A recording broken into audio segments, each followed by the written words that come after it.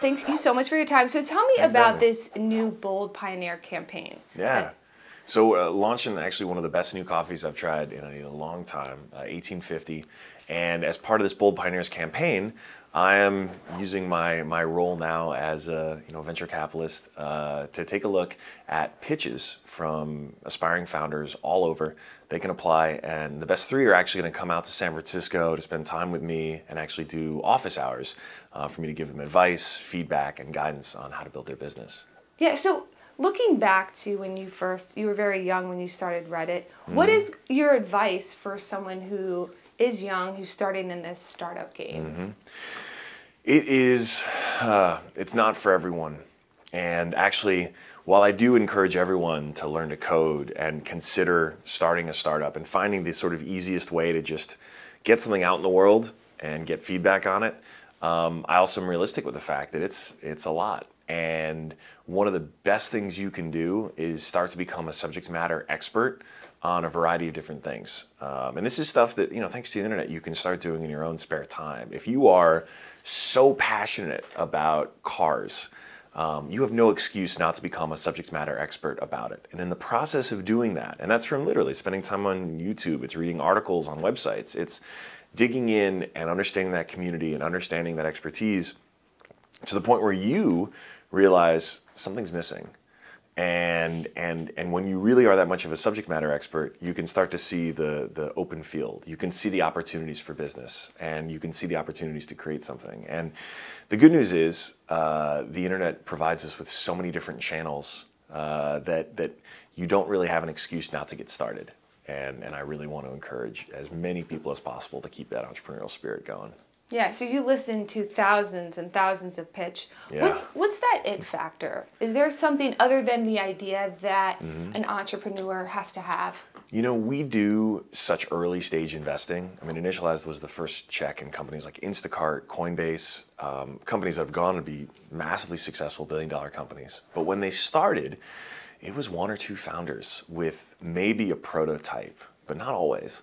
And so the it factor we look for, it's a combination of things. But we need to believe that this founder is going to be remarkable enough, is going to be persuasive enough, is going to be dogged enough to convince their first 10 employees to quit their comfortable jobs to come work for her, to make their first 10 sales calls and close them.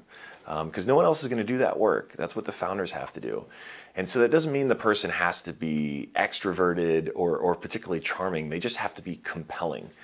And you see that pretty quickly in a conversation. But then you also start to think about how they think about their own business. Asking them probing questions helps to understand how much they've really thought about the size of the market or the needs of customers.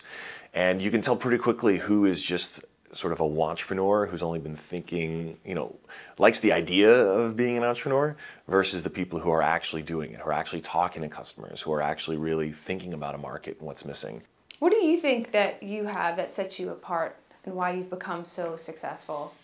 I mean, do you have Wheaties every morning? Like, what's your thing that makes you... It does take a strong cup of coffee in the morning for sure. But the thing, a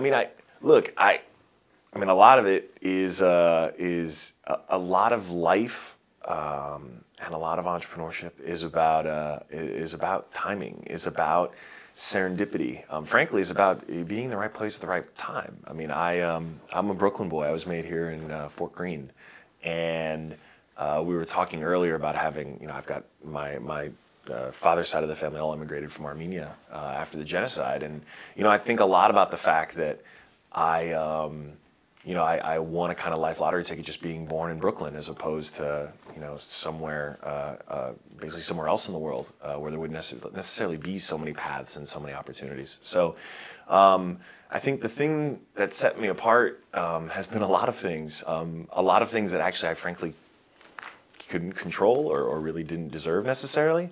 But if I think about sort of actionable things, it goes back to the resilience that I talk about and that I look for in the founders. And it is something that you can exercise like any muscle, but it's something that I think most of us don't really don't really get a chance to do unless we seek it out.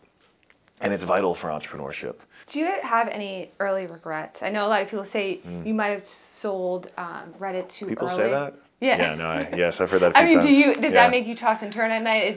Would you go back to and do the same thing, or? 100%. Oh, totally. I mean, I was 23 years old, being offered life-changing wealth for 16 months worth of work. I was being offered more money in my bank account than my family had made their entire working lives. And that seemed crazy. It seemed insane. And so, yeah, if I were today in my role advising a founder in my position, I would make sure he or she had the full perspective on what what the sort of longer term business potential would be. But I certainly wouldn't begrudge them for taking that. And I certainly don't regret it because it opened up everything. I mean, I'm very grateful for the life I have today, and all that stemmed in many ways from that decision. And I got a second chance, which actually not a lot of founders get.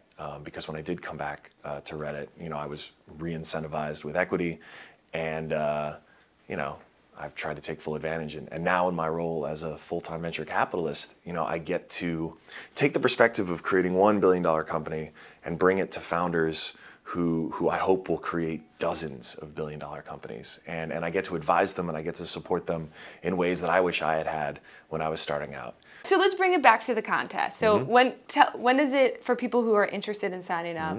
It should be live right now, actually, Yeah. at the moment this airs. And so I'm looking for 3 bold pioneers who are going to send me the best pitch they got. And if we like what we see, the top 3 are going to get to come out to San Francisco for office hours with me in person. And so this is it's a very broad-ranging approach to what I basically end up doing every day. And it's going to give a chance to folks anywhere to get their pitch in front of me. And I'm looking forward to seeing it. And no age limit, nothing? There's probably an age minimum, right? I got to talk to the legal about that. But definitely not an age limit. Yeah. Entrepreneurship knows no bounds. So whether you're in your 20s or you're in your 80s, I want to see what you got. All right, there you have it. Thanks so much. Thank you.